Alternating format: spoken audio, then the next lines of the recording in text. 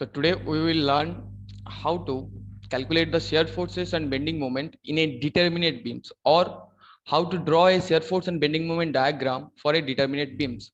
So already we have learned how to check the determinacy, whatever it is kinematic indeterminacy और statistical indeterminacy कैसे निकाला जाता है, check कैसे किया जाता है, वो हम लोग देखे थे.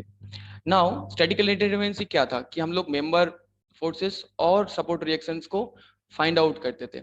वही चीज हम लोग देखेंगे अभी. सो पहले डिटरमिनेट बीम्स फिम्स इसे जाने से पहले कुछ बेसिक चीज एक बार रिकेपिचुलेट कर लेते हैं. से हम लोग के पास कोई एक एलिमेंट है, से consider it's as a beam element. बाद में समझेंगे कि बीम क्या है. सो पहले एक एलिमेंट समझ लो कि एक हमने एक स्ट्रक्चरल एलिमेंट को लिया है.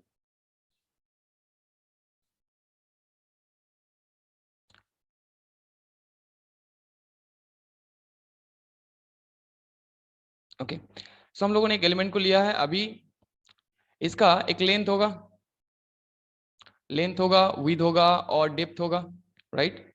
सो हमें एक्सिस के बारे में जानना है. सो ये क्या है, लेंथ के रेस्पेक्ट में जो एक्सिस हमें मिलेगा विथ कॉरस्पॉन्डिंग टू लेंथ, जो एक्सिस मिलता है उसे हम लोग क्या बोलते हैं, longitudinal axis.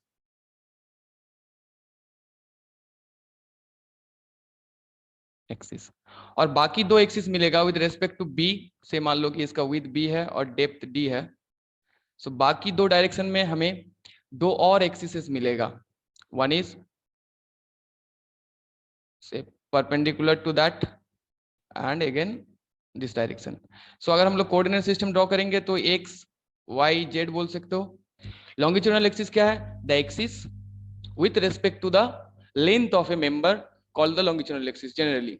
Now longitudinal axis के perpendicular जो दो एक्सिस मिलेगा उनको हम लोग बोलते हैं lateral axis. lateral axis. अभी क्रॉस सेक्शन क्या है, क्रॉस सेक्शन है कि it is a section perpendicular to the longitudinal axis, perpendicular to the longitudinal axis. So यहाँ पे अगर नाम दे दूं A B C D, so A B C D जो सेक्शन है that is the cross section. Cross section, okay. ना अभी क्रॉस सेक्शन लॉन्गिट्यूडिनल एक्सिस क्यों बोला, क्योंकि हमें फोर्सेस के बारे में थोड़ा रिकैपिचुलेट करना है. तो बेसिकली जो बेसिक डिफरेंस होता है शियर फोर्स का, शियर फोर्स का बेसिक डेफिनेशन क्या है, the forces which are acting. देखो यहाँ पे मान लो कि मैंने फोर्स दिया, वन फोर्स, अनदर से इस डायरेक्शन से हम लोगों ने और एक फोर्स डाला, इस डायरेक्शन से फोर्स आ रहा है, दो फोर्स दिया, मान लो कि P1 P2. सो अभी ये दो फोर्स है ना, यहाँ पे मैंने और एक फोर्स दिया से P3. सो ये P1 P2 P3 क्या है पहले समझना होगा, उसके बाद ही हम लोग इनका इफेक्ट समझ पाएंगे कि इनके वजह से जो मैंने एलिमेंट लिया है उसमें क्या इफेक्ट हो सकता है. तो शियर फोर्स किसको बोलेंगे, the forces which are acting transverse और parallel to the cross section. देखो ये जो दो फोर्स है P1 और P2, तो पहले एक बार लिख लो शियर फोर्स क्या है, basic definition of shear force, the forces acting transverse to the cross section. और हम लोग बोल सकते हैं the forces acting perpendicular to the longitudinal axis.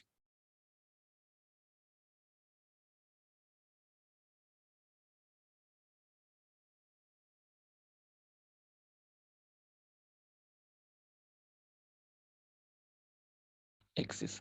So आप बताओ, इस चीज को आइडेंटिफाई करके बताओ कि यहाँ पे P1 और P2 यही दो फोर्सेस है जो perpendicular to your longitudinal axis है या फिर transverse to your cross section है. सो यहाँ पे बोल सकते हैं हम लोग P1 और P2 these are the shear forces, right, which are acting on that element, right.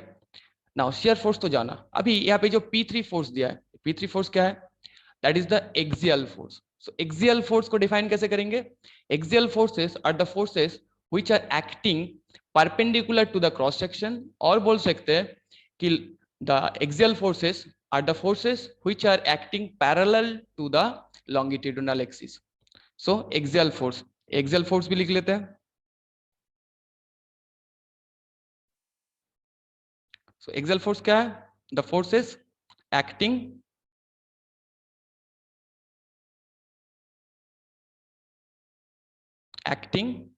कैसे एक्ट कर रहा है? देखो यहाँ पे हमें रेफरेंस सिस्टम चाहिए, तो कैसे ये जो P3 है कैसे एक्ट कर रहा है? It is perpendicular to the cross section, और हम लोग बोल सकते हैं parallel to the longitudinal axis, acting perpendicular to the cross section.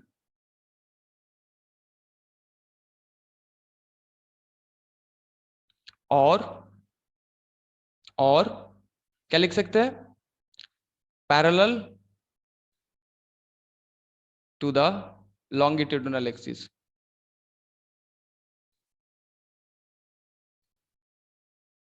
Okay, so यहाँ पे जो P3 फोर्स है हम लोगों का, that is only your axial force.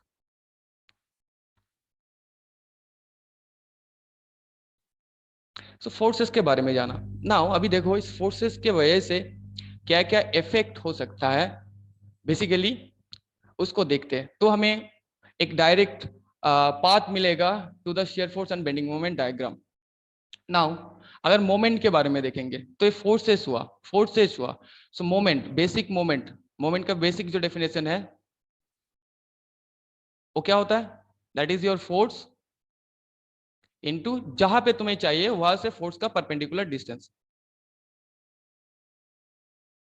Distance between the force and the point where you want to take the moment.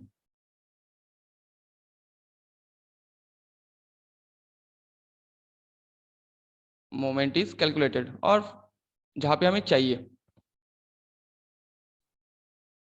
Now अभी समझते, देखो मोमेंट का क्या क्या इफेक्ट हो सकता है। ना वो जो फोर्स देखा, फोर्स से रिलेटेड। सो सिमिलरली हम लोग एक बीम एलिमेंट, उसी एलिमेंट को लेते हैं, अभी बीम नहीं बोलते, एक एलिमेंट बोलते हैं। अभी बताएंगे कि बीम अभी उन लोगों को क्यों बोलेंगे। Now say we consider a element again. So this one it's longitudinal axis, और दो लैटरल एक्सिस मिलेगा हमें, X Y Z. Okay, so अभी देखो शेयर फोर्सेस क्या जाना था? The forces which are acting perpendicular to the longitudinal axis और transverse to the cross section. So मैंने यहाँ पे मान लो कि मैंने लोड लगाया, कुछ लोड्स लगाए, इस डायरेक्शन में लोड लगाया पहले। सो इस डायरेक्शन में जब लोड मैं लगाऊंगा तो एक मोमेंट प्रोड्यूस होगा, ऑब्वियसली फोर्स है तो फोर्सेस का कारण मोमेंट प्रोड्यूस होगा। तो ये जो मैंने फोर्स लगाया, पी फोर्स, मान लो कि यहाँ पे P1, यहाँ पे P2, बहुत सारा फोर्सेस लगा दिया, इस फोर्सेस के कारण एक मोमेंट जनरेट होगा, राइट। सो वो मोमेंट क्या करेगा? ये जो पहले मैंने लगाया ये मोमेंट क्या करेगा? ये जो मेरा एलिमेंट है, इस एलिमेंट को बेंड करने की कोशिश करेगा, ऐसा करके। अगर bending profile single line diagram में ड्रॉ करे तो इसको बेंड करने की कोशिश करेगा। मतलब P1 और P2 के वजह से जो मोमेंट आ रहा है that is about Z axis. So M Z, मतलब इन दोनों फोर्सेस, जो भी शेयर फोर्सेस इस डायरेक्शन में आएगा उसके कारण हमारा एक Z direction, about the Z direction एक मोमेंट जनरेट होगा, और वो मोमेंट एक बेंडिंग इफेक्ट प्रोड्यूस करेगा। सो मोमेंट को हम लोग दो कैटेगरी में डिवाइड कर सकते हैं। वन इज बेंडिंग मोमेंट,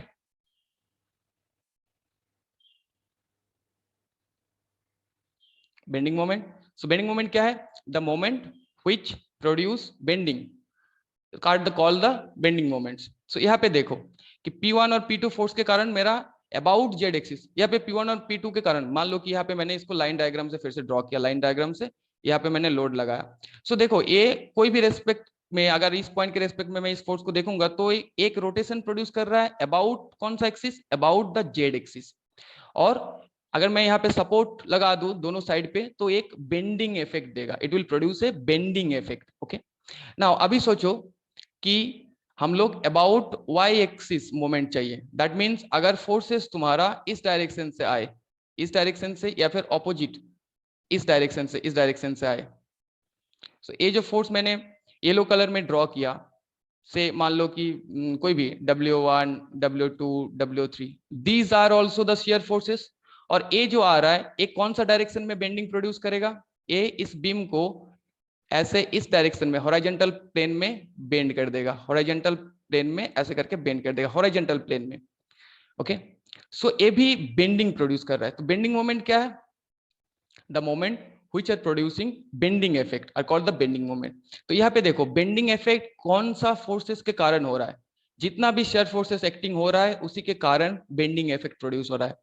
तो shear forces are responsible for the bending effects. Okay, so यहाँ पे बेंडिंग मोमेंट मिला। सो हम लोग यहाँ पे अबाउट वाई एम वाई भी लिख सकते हैं। सो यहाँ पे क्या लिख सकते हैं कि एम जेड और एम वाई ये दोनों bending moment, bending moments about Z axis and about Y axis. और ये भी बोल सकते हो अबाउट द वर्टिकल प्लेन, अगर एम जेड देखेंगे, और ये है एम वाई है about the horizontal plane. Okay, so bending effect दे रहा है, उसके कारण बेंड हो रहा है कोई भी चीज। नाउ दूसरा चीज हो सकता है, अगर कोई भी मोमेंट अबाउट इट्स, तो बेंडिंग मोमेंट को और क्या लिख सकते हैं? Moments about lateral axis,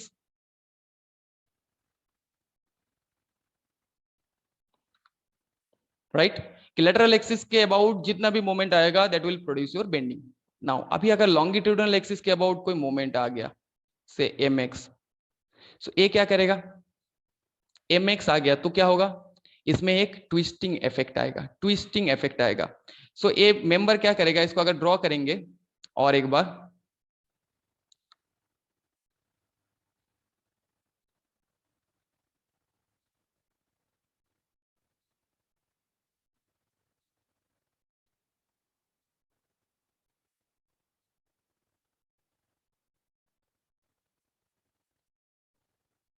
okay, so about it longitudinal axis अगर कोई मोमेंट आएगा, सो ये मोमेंट प्रोड्यूस हो सकता है मे बी तुम्हारा कपल के वजह से हो सकता है, मे बी डायरेक्ट मोमेंट की वजह से हो सकता है। अभी सोचो, मान लो कि यहाँ पे मैंने फिक्स किया और यहाँ पे अबाउट इट्स लॉन्गिट्यूडनल एक्सिस एक मोमेंट अप्लाई किया, तो क्या होगा? ये जो मेरा मेंबर है, ये मेंबर में ट्विस्ट हो जाएगा, मतलब ये जो पोजीशन था, ये पोजीशन के हिसाब से वो डिस्टॉर्ट कर जाएगा, ऐसे नीचे की तरफ भी जाएगा। सो मेरा जो मेंबर था वो एंट गया है, ट्विस्ट हो गया है, राइट? सो क्या देखे कि हमें मोमेंट और एक मोमेंट मिला, that is the twisting moment, twisting moment. So twisting moment किसको बोलेंगे? The moment about longitudinal axis which produce twisting effect in a member are called the twisting moment। okay, so यहाँ पे mz ही twisting moment है, right? so twisting moment लिख लो, the moment about the longitudinal axis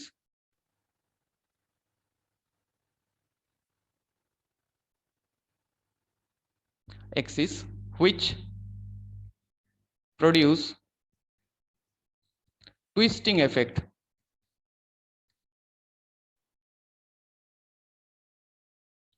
सो उसे हम लोग twisting moment बोलेंगे। सो यहाँ पे mx क्या है?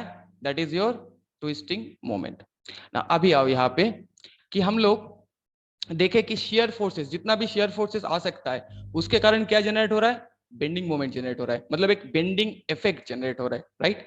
अभी आते हैं हम लोग बीम पे कि बीम किसको बोलेंगे और बीम के लिए है हम लोग इतना कुछ क्यों किया। सो एक नॉर्मल सा फ्रेम स्ट्रक्चर ले लो, say that is a frame structure. So इसमें हम लोग क्या जानते हैं बेसिकली कि इस एलिमेंट को हम लोग क्या बोलते हैं? बीम बोलते हैं, और हॉरिजॉन्टल जो जो वर्टिकल होता है उसे हम लोग कॉलम बोलते हैं। ये मैंने एक लाइन डायग्राम से ड्रॉ किया।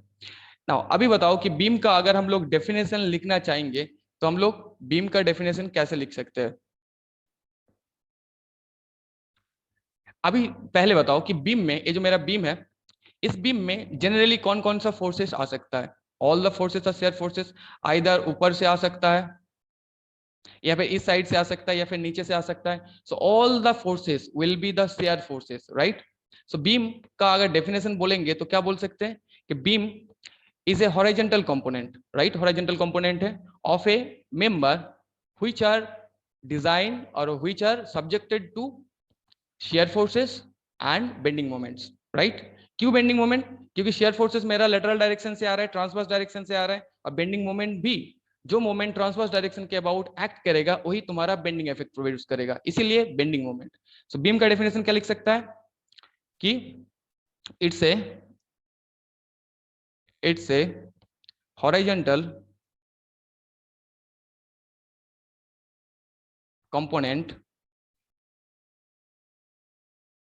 of structure क्या कर रहा है, which are subjected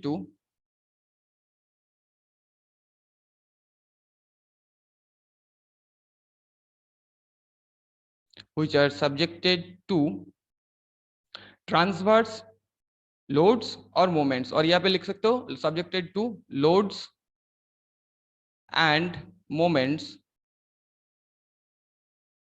कौन सा डायरेक्शन में आ रहा है? इन transverse direction, transverse direction.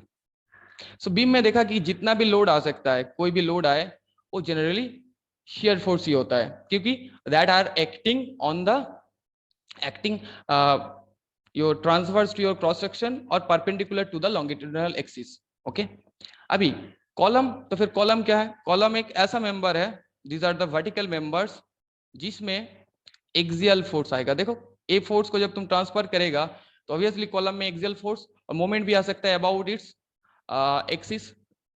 Okay, so column क्या है? दे आर द मेंबर्स और the vertical members which are generally subjected to the axial forces. Okay, so axial forces के कारण यहाँ पे भी एक बेंडिंग होगा।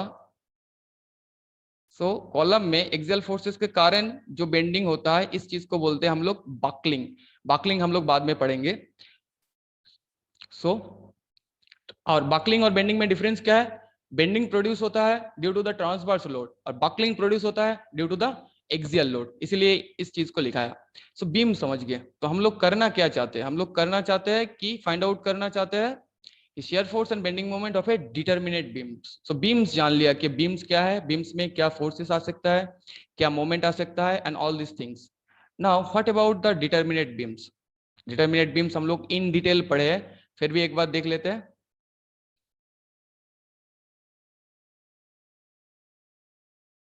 डिटरमिनेट बीम, तो लास्ट वीडियोस में पूरा इसको डिटेल में एक्सप्लेन किया गया था, डिटरमिनेट बीम क्या है, इंडिटरमिनेट बीम क्या है। फिर भी डिटरमिनेट क्या बोल सकते हैं कि जिस बीम को हम लोग using equation of statics solve कर पाएंगे, उसको हम लोग डिटरमिनेट बीम बोलेंगे। So the beams which can be analysed using equation of statics, equation of static,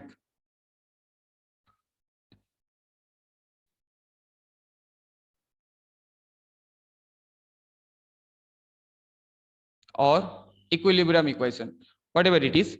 equilibrium equation बोल सकते हो,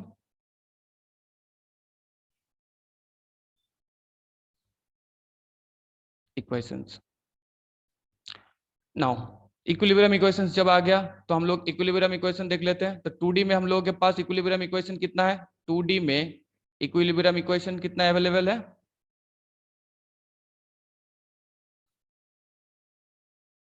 3।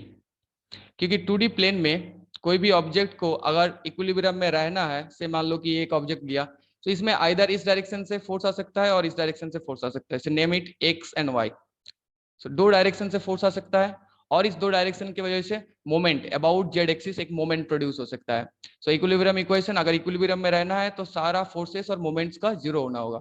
सो summation of F X should be zero, summation of F Y should be zero, and summation of moment about Z axis equals to zero. 3 मिलेगा हमें 2D में, और 3D में कितना मिलेगा? 6। 3 फोर्सेस और 3 मोमेंट्स, राइट। सो 3D में equilibrium equation कितना अवेलेबल है? समेशन ऑफ 3 डायरेक्शन से फोर्स आ सकता है, 3 डायरेक्शन से मोमेंट आ सकता है। Summation of F X equals to zero, summation of F Y is equals to zero, summation of if z is equals to 0 and moments mx 0 about x-axis, about y-axis and about z-axis, all will be 0. So 3D में हमें 6 number of equations मिलेगा. So basically हम लोग देख के कैसे पता कर सकते हैं कि एक बीम डिटर्मिनेट है कि इनडिटर्मिनेट है. से आई हैव ए बीम, यहाँ पे एक रोलर सपोर्ट है और यहाँ पे हिंज सपोर्ट है. सो सपोर्ट रिएक्शंस हम लोग इन डिटेल पढ़ चुके हैं, कितना होता है क्या नहीं होता है. सो रोलर के लिए 2D में सपोर्ट रिएक्शन 2D बीम है and general loading condition incline loading होगा. सो यहाँ पे एक इक्वेशन एक रिएक्शन मिलेगा, यहाँ पे 2 अननोन रिएक्शंस मिलेगा. सो टोटल अननोन कितना हो गया 3. सो हम लोग SI और DSI डिग्री ऑफ एक्सटर्नल इंडिटरमिनेंसी निकाल सकते हैं RE माइनस अवेलेबल इक्वेशन. सो यहाँ पे देखें हम लोग अननोन सपोर्ट रिएक्शन कितना है 3, 2D में अवेलेबल इक्वेशन कितना है 3 equals to 0. So that beams is determinate beam. अगर मैं इसी बीम को दोनों एंड पे हिंज लगा दिया, दोनों एंड पे हिंज लगा दिया and the loading condition is a general loading condition कि दोनों डायरेक्शन से लोड आएगा. सो यहाँ पे हमें 2 सपोर्ट रिएक्शन मिलेगा, यहाँ पे 2 सपोर्ट रिएक्शन मिलेगा और अननोन इक्वेशन नॉन इक्वेशन कितना है 3. सो इसके लिए DS हो जाएगा तुम्हारा 4 minus 1 equals to 1, 4 minus 3 equals to 1. So that is your indeterminate beam. ए इन डिटेल हम लोग पढ़ चुके थे, इसको ऊपर अभी टाइम वेस्ट नहीं करेंगे. तो अभी सीखे हम लोग क्या क्या जाना कि बीम्स डिटर्मिनेट बीम्स क्या है, बीम्स क्या है. अभी देखेंगे कि टाइप ऑफ बीम क्या क्या हो सकता है.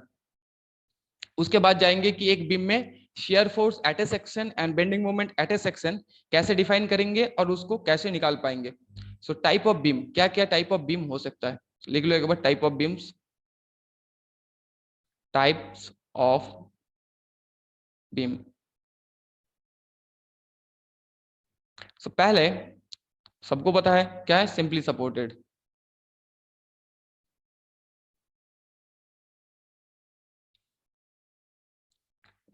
सो सिंपली सपोर्टेड बीम किसको बोलेंगे?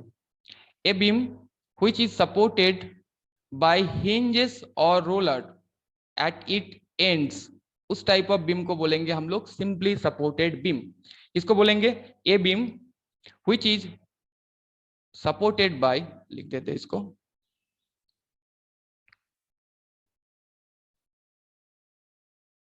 बीम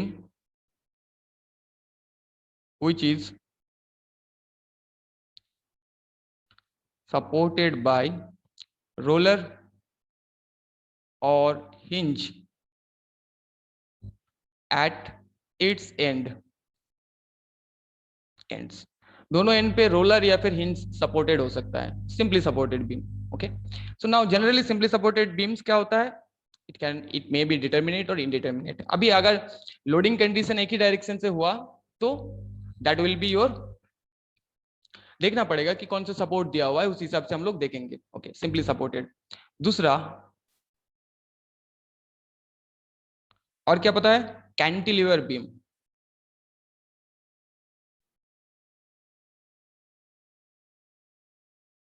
कैंटिलीवर बीम क्या है? It's a type of beam जिसका एक एंड फिक्स होगा, दूसरा एंड फ्री होगा. It's a type of beam whose one end is fix and another end is free. Okay, लिखा नहीं रहा हो इसको, ठीक है. इस टाइप ऑफ बीम को बोलते हैं कैंटिलीवर बीम. ओके, सो कैंटिलीवर जब आ गया तो कैंटिलीवर के साथ साथ आता है प्रॉप्ड कैंटिलीवर. अच्छा, कैंटिलीवर बीम डिटर्मिनेट है कि इनडिटर्मिनेट है? एक एंड फ्री है, दूसरा एंड फिक्स है. फिक्स है, फ्री है. सो ऑब्वियसली इसका मैक्सिमम अननोन रिएक्शन 3 हो सकता है और हम लोगों के पास इक्वेशन भी 3 है. सो कैंटिलीवर बीम ऑलवेज डिटर्मिनेट होगा. Now propped, PROPPED, propped cantilever, और PROPED कोई को लिखता है प्रॉप्ड कैंटिलीवर. ये क्या है? एक ऐसा कैंटिलीवर बीम है जिसका एक एंड फिक्स है और दूसरा एंड में रोलर लगाया हुआ है, रोलर लगाया हुआ है. दैट मीन्स इसका जो वर्टिकल मूवमेंट था उसको रेस्ट्रिक्ट कर दिया है, बाकी वो मोमेंट के रिस्पेक्ट में और एक्सियल फोर्स के रिस्पेक्ट में मूव कर सकता है. तो प्रॉप्ड कैंटिलीवर क्या है? A beam whose one end is fix and another end is supported by roller. So that is propped cantilever. अभी बताओ प्रॉप्ड कैंटिलीवर डिटर्मिनेट होगा कि इनडिटर्मिनेट होगा? सो यहाँ पे मैक्सिमम 3 अननोन रिएक्शन मिलेगा, यहाँ पे 1 मिलेगा। So total unknown reactions is 4। Equation कितना अवेलेबल है? 3। 2D में हमें 3 ही इक्वेशन मिलेगा। सो यहाँ पे हमें 1 डिग्री ऑफ जो स्टैटिकल इंडिटरमिनेट बीम है 4 minus 3 is equals to 1. So always prop cantilever are the indeterminate beams. और क्या हो सकता है? Fixed beam. Fixed beam, so fixed beam क्या है कि it's a type of beam जिसका दोनों एंड फिक्स होगा। It's a type of beam whose both ends are fixed. So obviously fixed beam मतलब ये भी इनडिटरमिनेट है। ओके, ना उसके बाद क्या आता है? फिक्स्ड हो गया। ओवरहैंग बीम,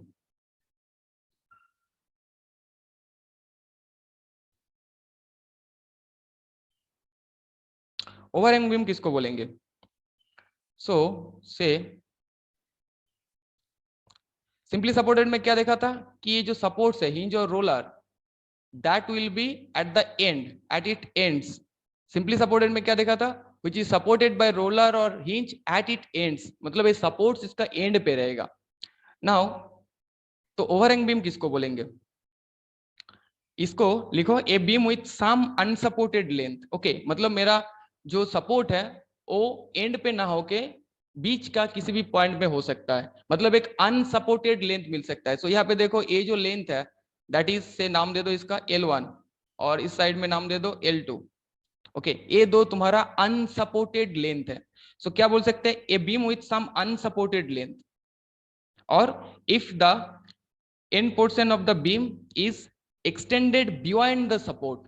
ओके, तो उस टाइप ऑफ बीम को बोलेंगे ओवरहैंग, मतलब कुछ हमें अनसपोर्टेड लेंथ मिल सकता है। सो इस केस में देखा मे भी ऐसा हो सकता है ओवरहैंग बीम की एक साइड में अनसपोर्टेड लेंथ दे दिया, यहाँ पे अनसपोर्टेड लेंथ दे दिया, मतलब ओवरहैंग बीम उसी को बोलेंगे जिसमें हमें एक अनसपोर्टेड लेंथ मिलेगा। तो लिखो ए बीम, इसका एक डेफिनेशन लिख लो, a beam with some unsupported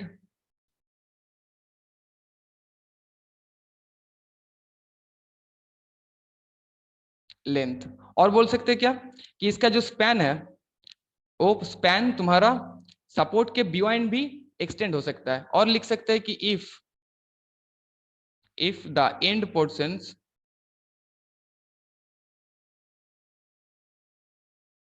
portion और पोर्शंस दोनों एंड से भी हो सकता है, एक एंड से भी हो सकता है, of the beam is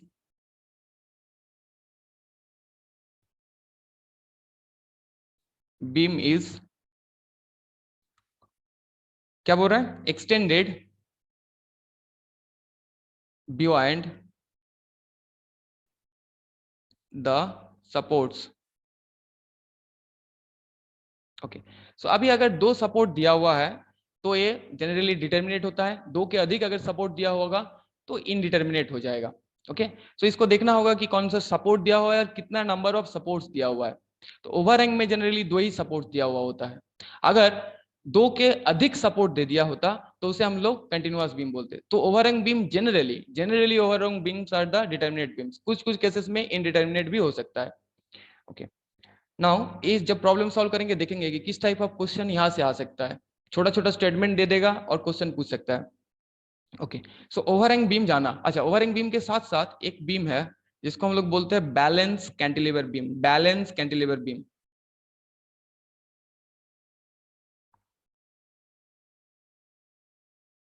balanced cantilever,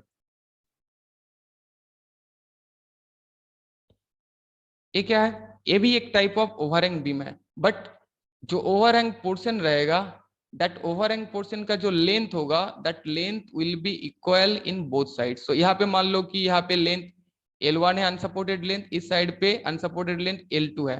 तो बैलेंस कैंटिलीवर के केस में L1 और L2 इक्वल होगा ऑलवेज। जो दो ओवरहैंग्स है this will be equal. May be इसके ऊपर लोड दिया हुआ है तो through out its length load भी दिया हुआ होगा।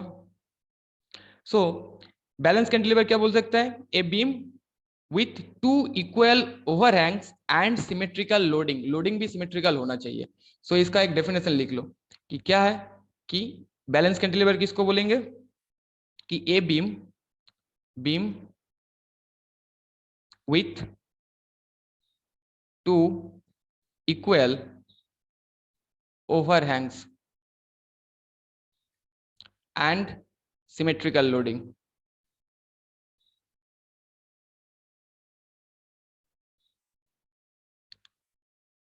सिमेट्रिकल लोडिंग, सो ऐसा हो सकता है कि पूरा थ्रू आउट द लेंथ मैंने लोड अप्लाई कर दिया W kilo newton per metre, symmetrical loading है। या फिर ऐसा केस भी हो सकता है कि सपोर्ट दिया हुआ है और यहाँ पे एक P लोड है और इधर भी एक P लोड है, P और P का इंटेंसिटी सेम है, हो सकता है सिमेट्रिकल। सो ये है balance cantilever, balance cantilever, overhang, ये सब देखे। अभी और एक चीज बाकी हुआ है, that is your continuous beam. Continuous beam, so continuous beam किसको बोलेंगे?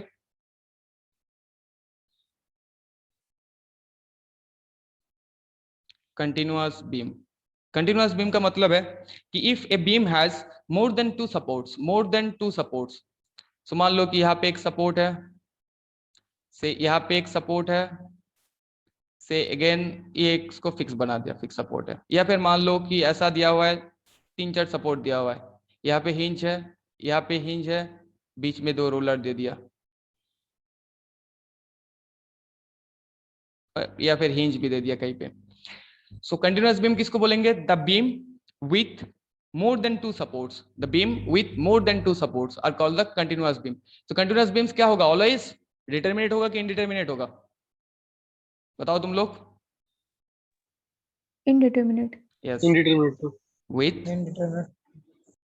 more than two supports.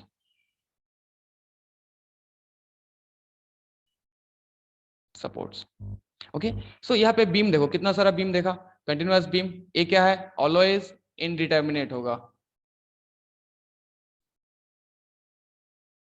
क्योंकि सपोर्ट्स मेरा 2 से ज्यादा हो गया तो ऑब्वियसली सपोर्ट रिएक्शन भी ज्यादा हो जाएगा नॉन इक्वेशन से। ओवरहैंग बीम, तो अभी देखो यहाँ पे जितना भी बीम्स देखे उसमें से डिटर्मिनेट कौन सा हो सकता है? सिंपली सपोर्टेड बीम डिटर्मिनेट हो सकता है, कैंटिलीवर बीम डिटर्मिनेट हो सकता है। नाउ propped और fixed cantilever beam, they are always indeterminate, they are always indeterminate. ये 2 बीम है ऑलवेज इनडिटर्मिनेट।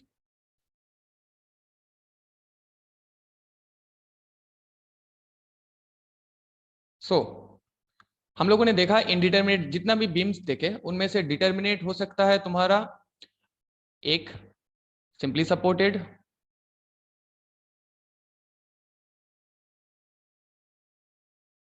दूसरा कैंटिलीवर,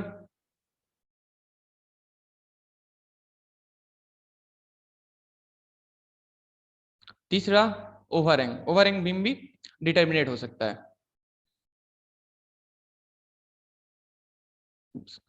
सो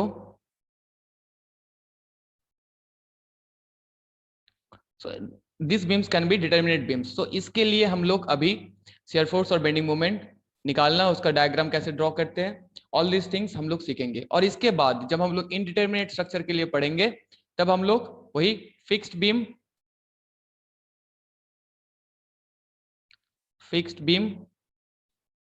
दूसरा continuous beam and propped cantilever के लिए।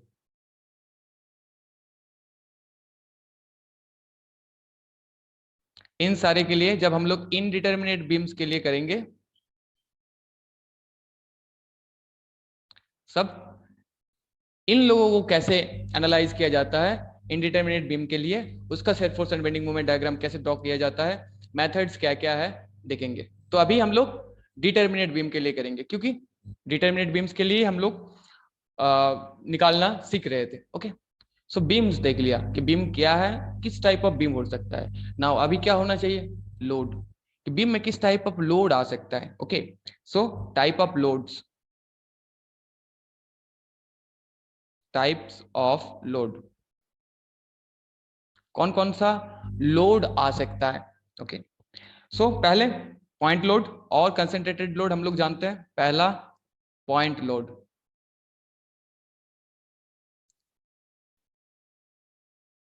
और बीम में जितना भी लोड आएगा या जितना भी फोर्सेस आएगा, वो पॉइंट फोर्सेस हो, पॉइंट लोड हो, यूडीएल हो, यूवीएल हो, all are the shear forces, क्योंकि all will be acting in transverse directions, right, और all will be acting perpendicular to the longitudinal direction, और all will be acting transverse to the cross section. याद रखो इस चीज को। So point load किसको बोलेंगे? We know the definition of point load, कि जिसका पॉइंट ऑफ एप्लीकेशन एक ही होगा, से P है। सो पॉइंट लोड है कि the load whose point of application is considered as a point are known as the point load. So point load क्या है? इसका point of application एक ही होगा। The load whose, से मान लो कि ये C point है, मतलब A C point पे ही एक्ट कर रहा है, whose point of application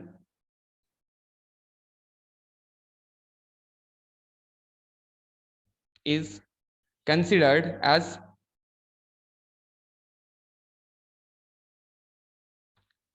a point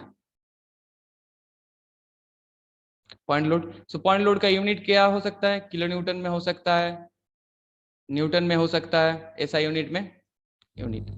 okay, so point load हुआ ना। इस पॉइंट लोड के लिए अगर मोमेंट चाहिए तो क्या करेंगे? Force into distance. बस अगर हमें मान लो कि ए पॉइंट पे इस फोर्स के कारण मोमेंट चाहिए, सो ए डिस्टेंस मान लो L/2, सो ए पॉइंट पे हम लोगों को इस फोर्स के लिए, बस इसी फोर्स के लिए अगर चाहिए होगा तो P into L/2 will be the moment. Okay, now दूसरा चीज है, दूसरा जो लोड आ सकता है that is distributed load.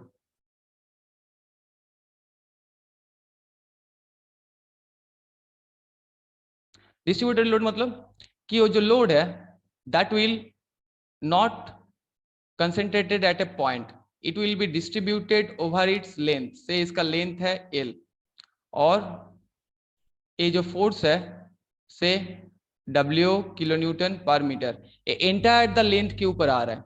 So distributed force को हम लोग दो कैटेगरी में डिवाइड कर सकते हैं। First one is uniformly distributed load.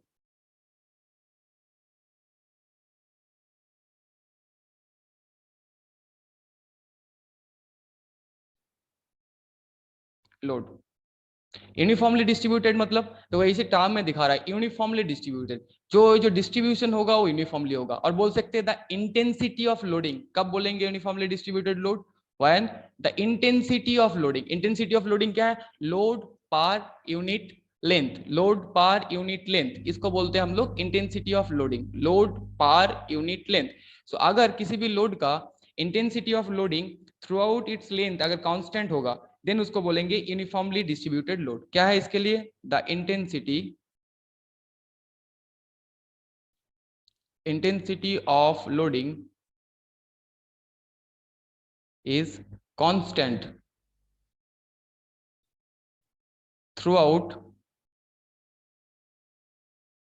Its length.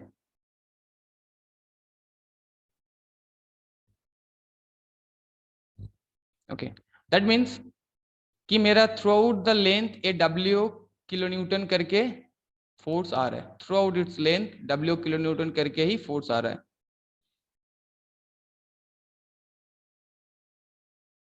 हर एक पॉइंट पे अगर देखोगे तो इंटेंसिटी ऑफ लोडिंग तुम्हें W किलो न्यूटन ही मिलेगा। इंटेंसिटी ऑफ लोड क्या है? Load per unit length, intensity of loading load per unit length. So यहाँ पे देखो यूनिफॉर्म है। अभी ये तो मेरा पर मीटर के लिए है, सो टोटल लोड कैसे निकालेंगे? Intensity of load that mean W kilo newton per metre में W आ रहा है, सो टोटल लेंथ के हिसाब से अगर तुम मल्टीप्लाई कर दोगे तो उतना किलो न्यूटन हो जाएगा टोटल लोड। ना इस लोड के लिए अगर मोमेंट निकालना होगा से, तो ये देखो throughout its length a distributed है, throughout its length distributed है। So we need to find out the point of application of the load और the CG of the load. Okay, centroid बोल सकते हैं क्योंकि to dimension में देख रहे हैं, सेंट्रोइड ऑफ दिस लोड। तो एक रेक्टेंगल के लिए सेंट्रोइड कहाँ पे होता है? सेंटर पे L/2 पे होता है। सो अगर हम लोगों को इस लोड के लिए ए पॉइंट पे मोमेंट चाहिए, बस इस लोड के लिए, रिएक्शन को मैं अभी छोड़ रहा हूँ, रिएक्शन को अभी छोड़ रहा हूँ, बस इस लोड के लिए अगर चाहिए मुझे मोमेंट, तो हमें मोमेंट क्या मिलेगा? पहले क्या था? हमें बीच तक डिस्टेंस चाहिए,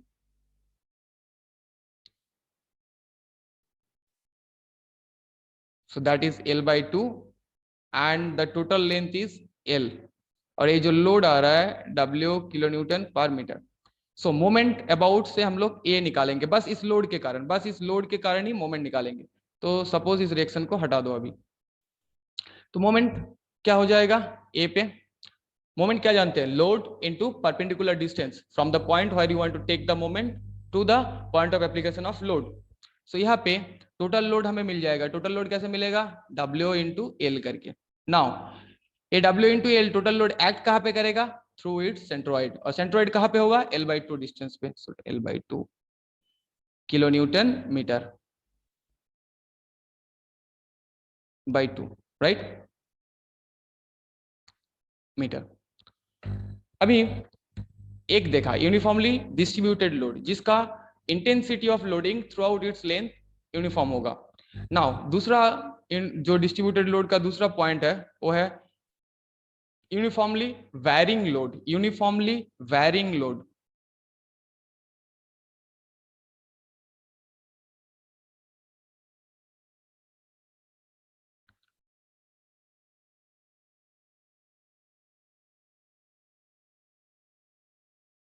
यूनिफॉर्मली वैरिंग लोड क्या है, दिख रहा है, यूनिफॉर्मली वैरिंग मतलब वैरी भी कर रहा है और यूनिफॉर्मली वैरी कर रहा है। सो अगर किसी भी बीम में अगर intensity of loading with respect to its length, intensity of loading with respect to length vary कर रहा है और यूनिफॉर्मली वेरी कर रहा है, मतलब हमें एक लीनियर वेरिएशन मिलेगा लोड का। तो यहाँ पे अगर 0 है और यहाँ पे W kilo newton per metre के हिसाब से है। सो देखो यहाँ पे लेंथ L है, ये क्या हो रहा है, फिर लोड मेरा 0 टू W यूनिफॉर्मली वेरी कर रहा है। तो यूनिफॉर्मली वेरिंग लोड किसको बोलेंगे, the intensity of load uniformly varies throughout the length. The intensity of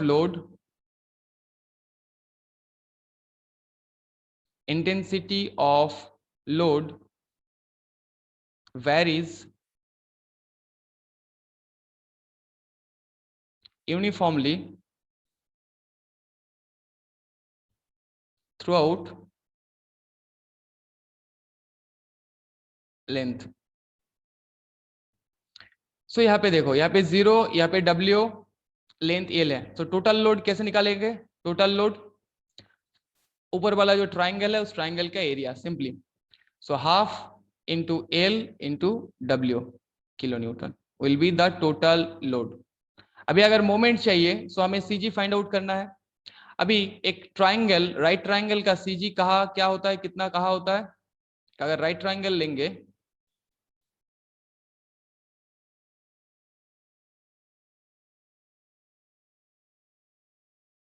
तो इसके लिए CG कहाँ पे होता है, लोड को भूल जाएगा, राइट एंगल। अच्छा दूसरा स्लाइड में बनाते, मोमेंट देखते हैं। अभी लोड, टोटल लोड तो मिल गया ना, इसके लिए मोमेंट को कैसे निकालेंगे,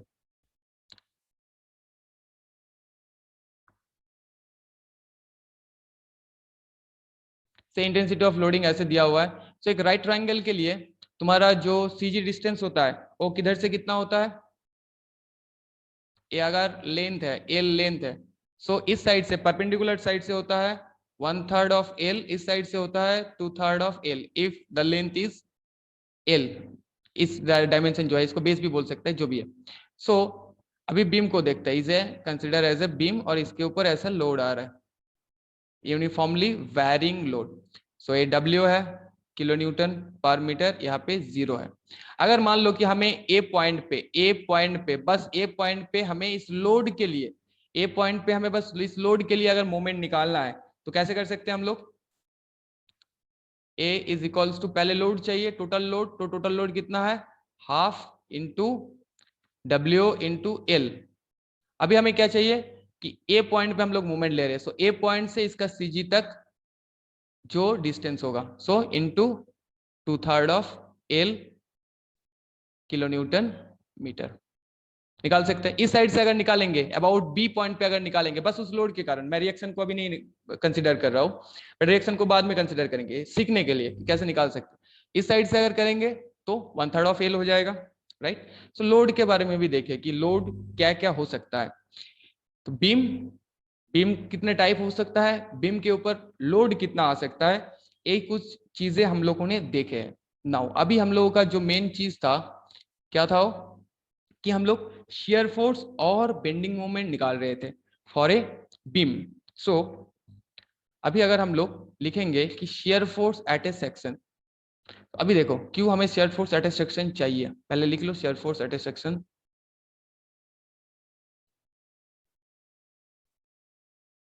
at a section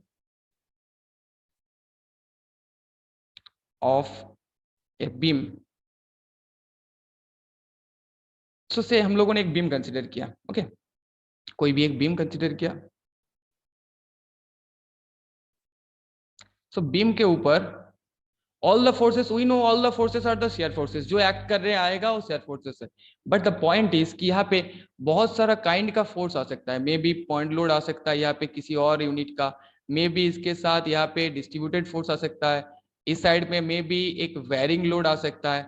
so different kind of load may act on the beam, different kind of load आ सकता है। जैसे ये W kilo newton per metre के हिसाब से आ रहा है, ए पी किलो न्यूटन के हिसाब से आ रहा है, A B W kilo newton per metre है, यहाँ से जीरो से चालू हो रहा है।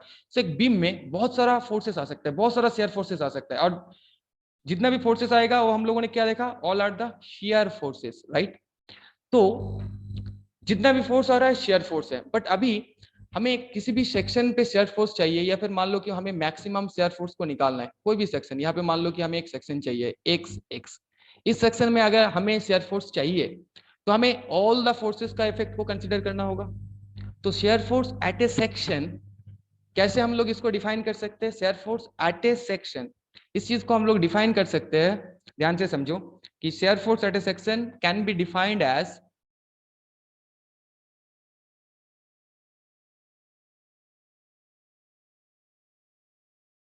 section can be defined as the algebraic sum of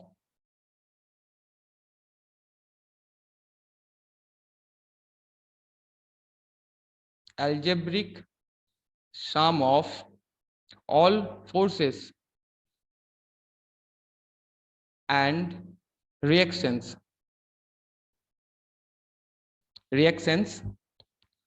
acting either side of the section, acting either side of the section।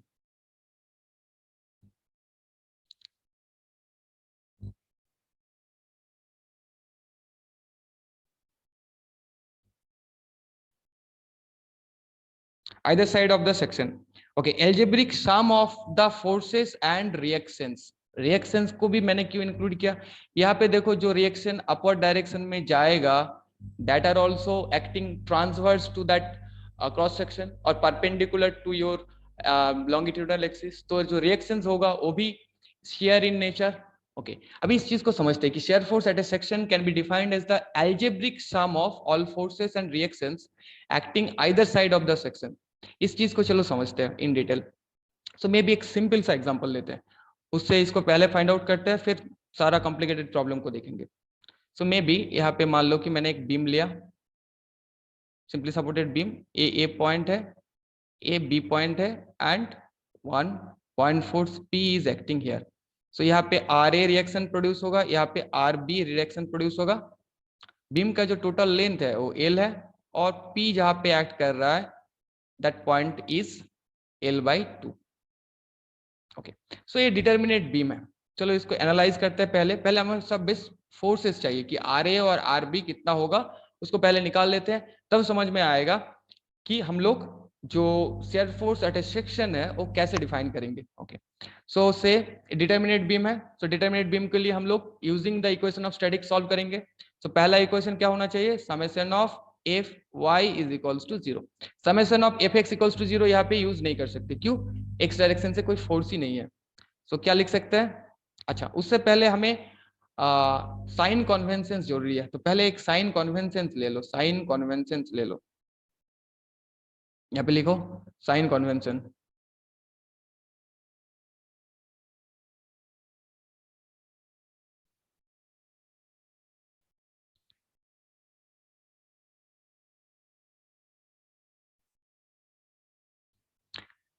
मतलब हमें किसी भी चीज को एनालाइज करना है तो फोर्स तो डिफरेंट डायरेक्शन से आ सकता है, मोमेंट भी डिफरेंट डायरेक्शन से आ सकता है, तो उसको एक साइन देना होगा, किसको पॉजिटिव लेंगे किसको नेगेटिव लेंगे और किस कंडीशन में पॉजिटिव और नेगेटिव को लेंगे।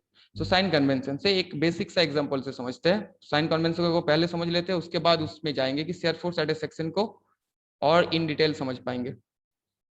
सो से हम लोगों के पास एक बीम है ए बी और सी, पी लोड अप्लाई हो रहा है। तो फोर्सेस, पहले फोर्सेस देखो, यहाँ पे पी ऊपर से नीचे एक्ट कर रहा है, यहाँ पे एक रिएक्शन होगा आर ए जो नीचे से ऊपर की तरफ एक्ट कर रहा है, इधर भी एक रिएक्शन होगा आर बी जो नीचे से ऊपर की तरफ एक्ट कर रहा है। सो देखो दो फोर्सेस का डायरेक्शन अलग है, तो किसको पॉजिटिव लेंगे किसको नेगेटिव लेंगे। सो इसके लिए लिखो दो कंडीशन है। ए, अगर हम लोग if we are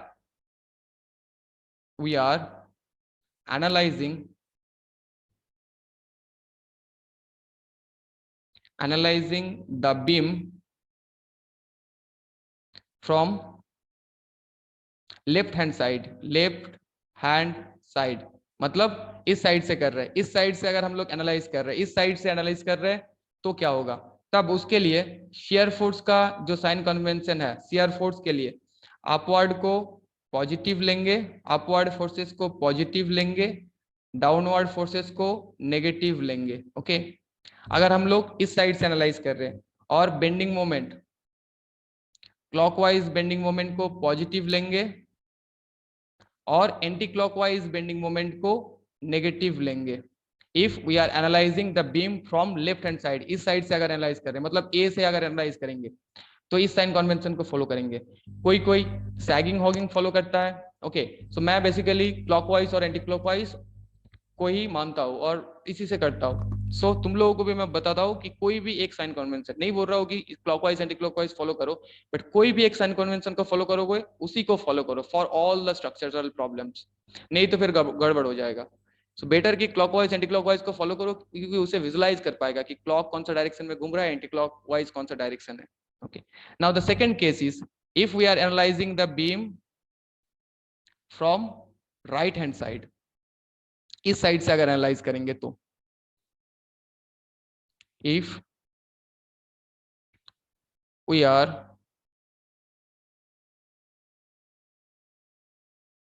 analysing the beam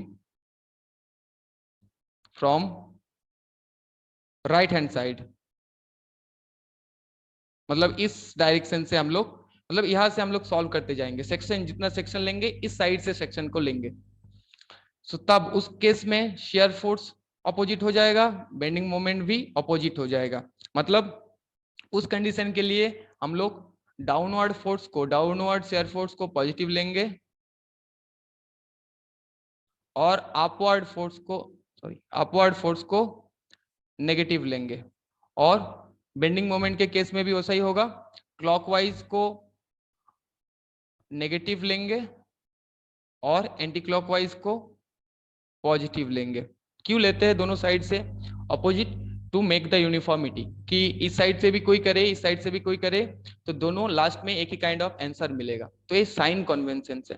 अभी हम लोग पुराने वाले प्रॉब्लम में आते हैं जो हम लोग कर रहे थे।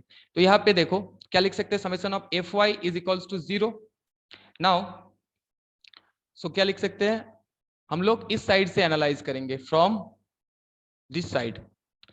हर एक बीम को हम लोग लेफ्ट हैंड साइड से एनालाइज करने की कोशिश करेंगे। अगर किसी भी कंडीशन में लेफ्ट हैंड साइड से एनालाइज ना कर पाए, लेफ्ट हैंड साइड से एनालाइज ना कर पाए, कौन सा कंडीशन में लेफ्ट हैंड साइड से एनालाइज नहीं कर पाएंगे? जब तुम्हारा एक कैंटिलीवर दे देगा ऐसा करके इस साइड से लो। अभी अगर हम लोग इस साइड से एनालाइज करने जाएंगे तो ये थोड़ा लेंदी होगा और प्रॉब्लम क्रिएट करेगा। हम लोग बेसिकली इस साइड से एनालाइज करेंगे तब। ओके, सो नाउ हम लोग क्या लिख सकते हैं, R A plus R B minus P is equals to 0 लिख सकते हैं। So R A plus R B is equals to P, एक नंबर इक्वेशन मिला। दो अननोन है और मुझे और एक इक्वेशन चाहिए। सो किसी भी पॉइंट पे मोमेंट को 0 करो। सो से हम लोग ए पॉइंट पे मोमेंट को 0 करेंगे। So taking all the forces and reactions about A will be 0। So summation of, so A हम लोगों ने पहला कंडीशन अप्लाई किया, ए दूसरा कंडीशन अप्लाई कर रहे हैं। M A clockwise positive, direction दो कि तुम कौन सा डायरेक्शन को ले रहे हो, clockwise positive is equals to 0। अब बताओ कि ए पॉइंट पे अगर हम लोग सारा फोर्सेस और रिएक्शन का मोमेंट लेंगे तो क्या मिलेगा, पहले देखो आरबी, आरबी पहले बताओ कि आरबी इस ए बी बीम को ए के रेस्पेक्ट में कौन सा डायरेक्शन में घुमाएगा, एंटी क्लॉकवाइज डायरेक्शन में। So minus RB into L plus ये जो पी फोर्स है ये देखो ये कौन सा डायरेक्शन में इसको घुमाएगा, क्लॉकवाइज डायरेक्शन में। So P into L by two is equals to 0। So यहां से हमें क्या मिलेगा, R B is equals to P by two, और इस वैल्यू को हम लोग एक नंबर इक्वेशन में बिठाएंगे तो R A will be equals to P by two. अच्छा, तो हमने रिएक्शंस निकाल लिया और फोर्सेस भी हमें पता है कि कौन सा फोर्स आ रहा है। अभी उस चीज को समझते हैं कि shear force at a section क्यों बोला और क्यों जरूरी है। ओके, तो स्लाइड में चलो या फिर इसी जगह में देखते हैं। अभी देखो, अगर हमें यहाँ पे कोई सेक्शन ले लिया से x डिस्टेंस पे, सो x पे शेयर फोर्स कितना होगा, इसको दूसरा स्लाइड में करते हैं तो और क्लियर होगा। सो हमें मिल गया है, क्या मिला है, R A is equals to P by two, R भी मिला है हमें equals to P by two, और यहाँ पे सेंटर पे पी एक्ट कर रहा है एल बाई टू पे, और टोटल लेंथ है तुम्हारा L. Now share force at a section हम लोग इसको जब डिफाइन करेंगे, मान लो कि हमें यहाँ पे एक सेक्शन चाहिए एट ए डिस्टेंस x पे, इस से x नाम दे दो, तो शेयर फोर्स एट x हम लोग क्या मिल सकते हैं, अगर हम लोग इस डायरेक्शन से जाएंगे तो क्या बोला है डेफिनेशन, क्या बोला है, algebraic sum of all forces and reaction on the either side of the beam, दोनों साइड में। अगर हम इस साइड से देख रहे हैं तो इस साइड का जितना भी फोर्सेस है और रिएक्शन है उसका समेशन, इस साइड से देख रहे हैं तो उसका फोर्सेस और रिएक्शन का समेशन। तो अगर हम लोग इस साइड से देखेंगे तो शेयर फोर्स एट x कितना हो जाएगा, ओनली द आर ए, क्योंकि इस साइड से आर ए ही फोर्स है। तो अगर इसको अगर हम लोग दिखाएंगे तो यहाँ पे तुम्हारा आर ए इस डायरेक्शन से शेयर फोर्स एट x काम कर रहा है।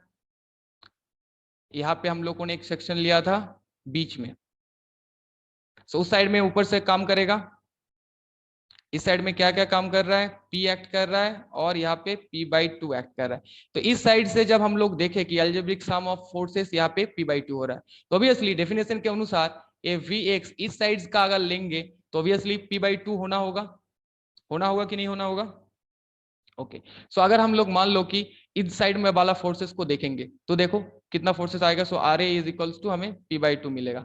इस साइड वाला फोर्सेस को अगर देखेंगे तो क्या होगा, इस साइड से देख रहे हैं तो एस एफ एक्स इस डायरेक्शन से देख रहे हैं फ्रॉम राइट हैंड साइड, तो देखो क्या मिलेगा, एक अपवर्ड फोर्स है। सो राइट हैंड साइड से जब कैलकुलेट करेंगे तो अपवर्ड को क्या लेंगे, नेगेटिव, डाउनवर्ड को positive.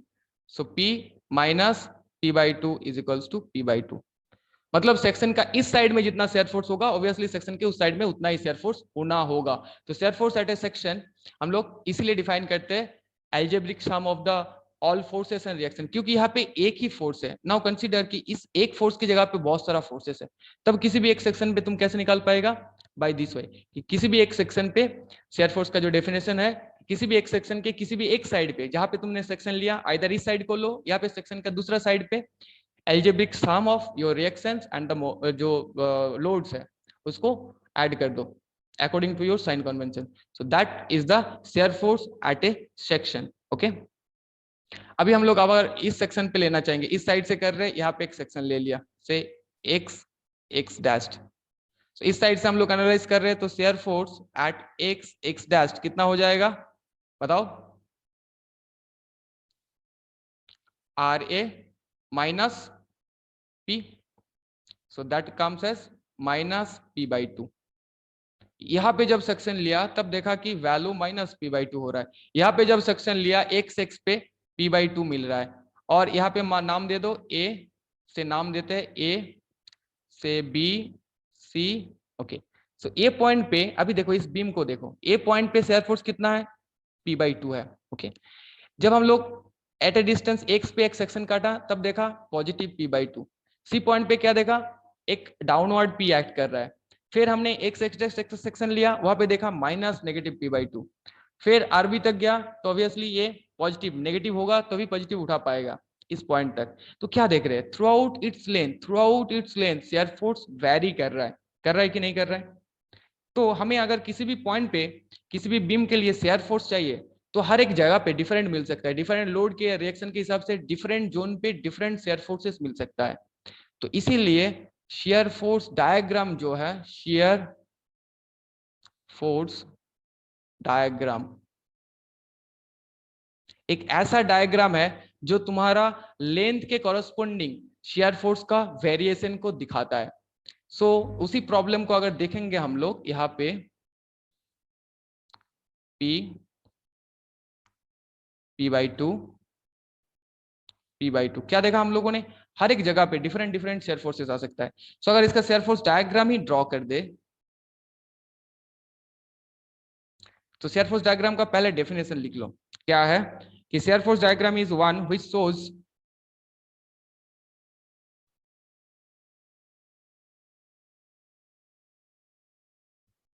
is one which shows the variation of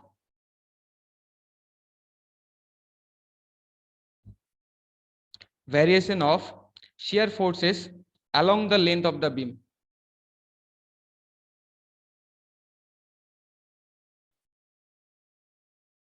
Along the length of the beam.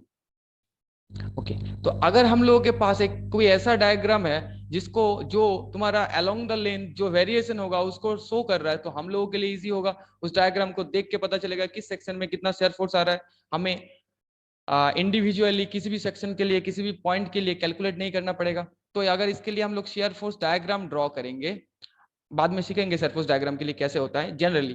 तो shear force diagram positive share forces को डायग्राम के ऊपर प्लॉट किया जाता है, नेगेटिव शेयर फोर्सेस को ये जो लाइन है हॉरिजॉन्टल लाइन है उसके नीचे प्लॉट किया जाता है। ओके तो इसके लिए अगर देखेंगे तो ए पॉइंट पे only the reaction forces are there P/2।